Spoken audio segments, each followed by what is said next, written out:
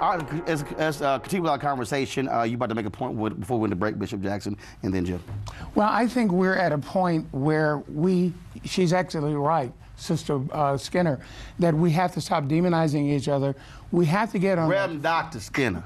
Yeah. Thank you. And we have to get... Williams-Skinner, if you want to be real. Oh, there you go. Go ahead. But we have to get a theological foundation. Pastors will never speak out on things they're not up on. So we need to educate. In our Reconciled Church meetings, we had 100,000 watching by live stream, mostly white folks. And I think they have to be brought along with an awareness. You can be a voice to the nation, and let's begin to prioritize together what we should be speaking on. It's a betrayal of the body of Christ globally when white evangelicals won't speak to racism and racial bigotry. And so many white evangelicals say, I didn't vote for Donald Trump because of his racial bigotry. But then black evangelicals say, so I guess racial bigotry isn't a deal breaker for you, isn't a disqualifier for you. And all over the world, that 81% has destroyed the image, the heart, the integrity of the white evangelical body of Christ. So as a white evangelical, I have to speak against white evangelicals who ignore the issue of racism.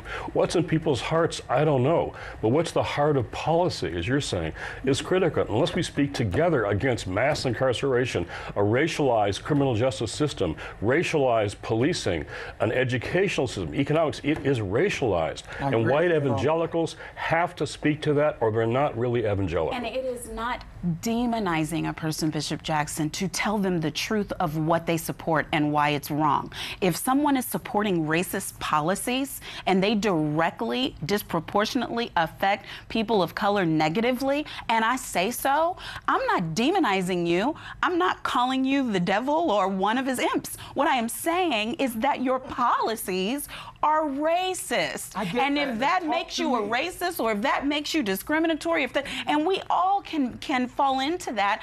I care about what happens to the majority of the people in this country. I agree with Bill Maher about that. You know, I think that they got bamboozled because they're just as poor, and there are more of them who are poor than there are of color, and they voted for a man who has zero intentions of doing anything for them. So in that way, I understand, and as a preacher, it hurts me to see them hurting. But I also am angered by a white pastor or a black one who has cut deals.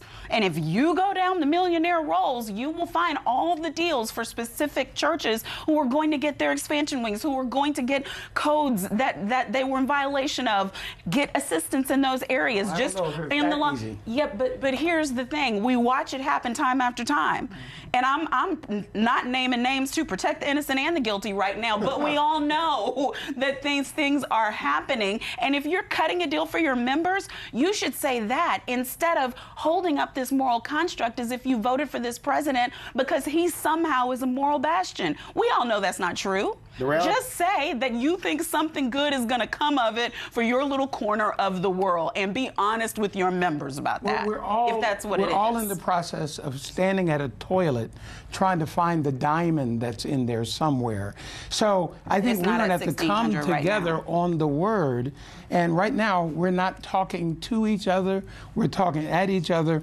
And the tone, I think, unfortunately, of most discourses is contentious, and we need to talk. This is about leadership.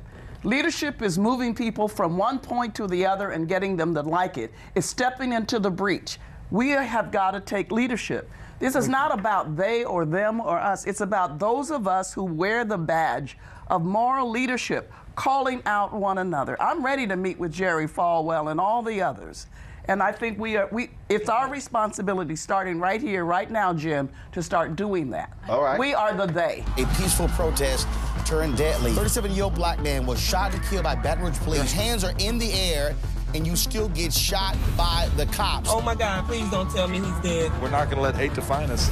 Race is a big part of this. If truly all lives matter, then all lives need to matter equally. What we require is action. What we require is accountability. We understand that black lives do matter, and we will keep focused on this issue. NewsOne Now, every weekday morning at 7 on TV1.